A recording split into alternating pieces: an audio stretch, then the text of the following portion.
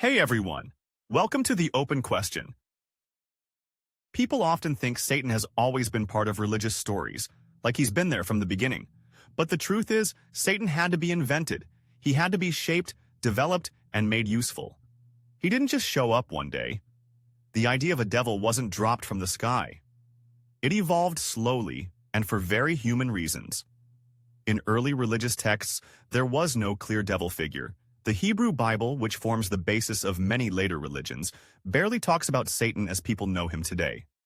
The word Satan originally just meant accuser or adversary. And it wasn't even a name. It was a job title.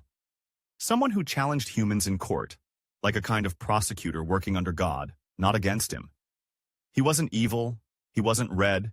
He didn't have horns or a pitchfork. He wasn't tempting people. He was doing his job.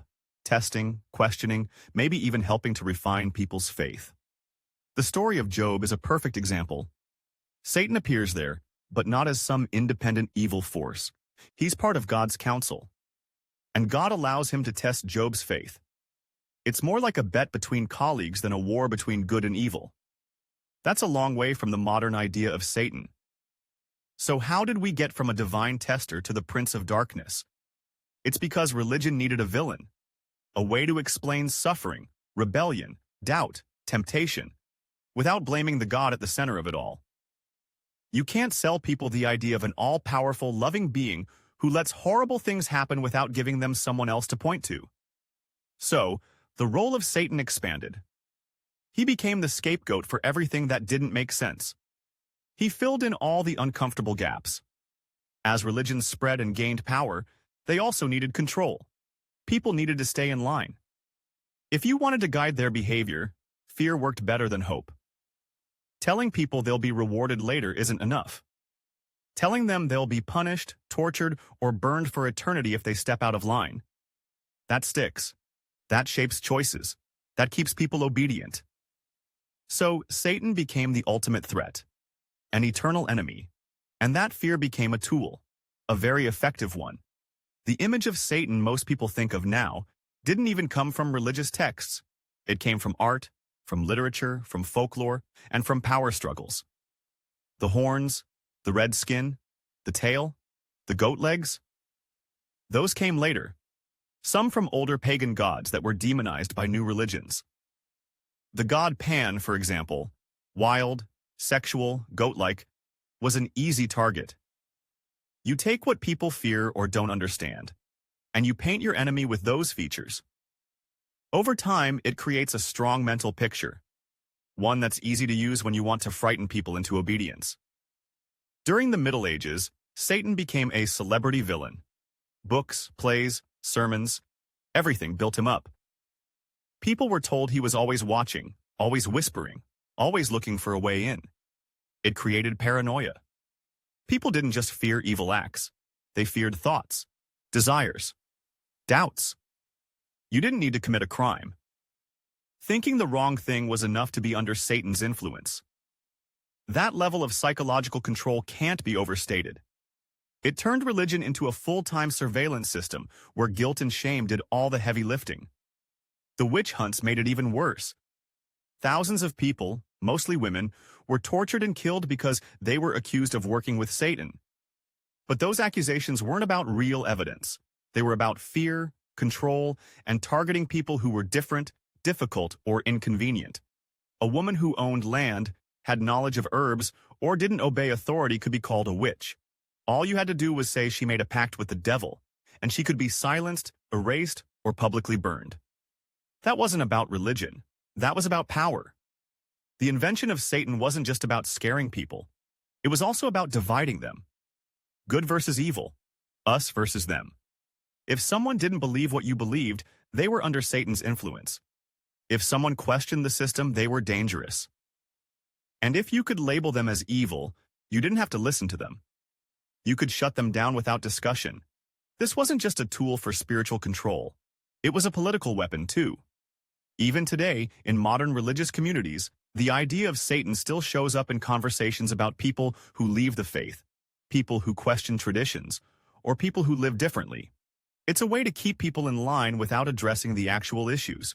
If someone walks away from religion, it's easier to say the devil got to them than to ask why they left. It's easier to call doubt a temptation than to look at the cracks in the system. Satan also became a placeholder for anything people didn't like. Music, sex, dancing, tattoos, science, questions, all of it could be labeled satanic.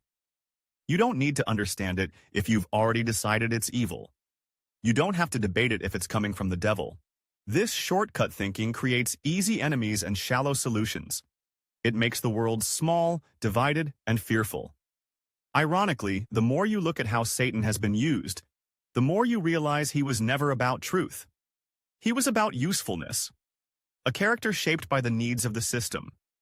Not a real being, but a reflection of the anxieties of those in charge. If your God is all good, all-powerful, and still lets bad things happen, you have a problem. Satan solves that. If people are asking hard questions, Satan distracts them. If someone is challenging the status quo, Satan silences them. He's the perfect scapegoat because he's invisible and can be blamed for anything. And it worked. For a very long time. But the cracks are showing.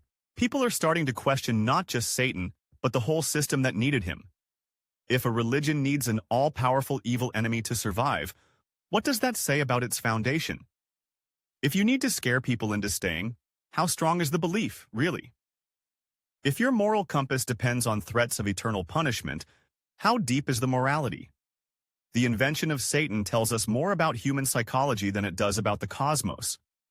It tells us how fear can be manufactured, how myths can evolve into control systems, how symbols can be weaponized, and how people can be taught to distrust themselves, their thoughts, their desires, just to fit into a mold designed by someone else.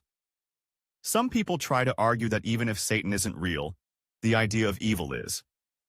But that only proves how deeply the myth has embedded itself. Evil exists, yes.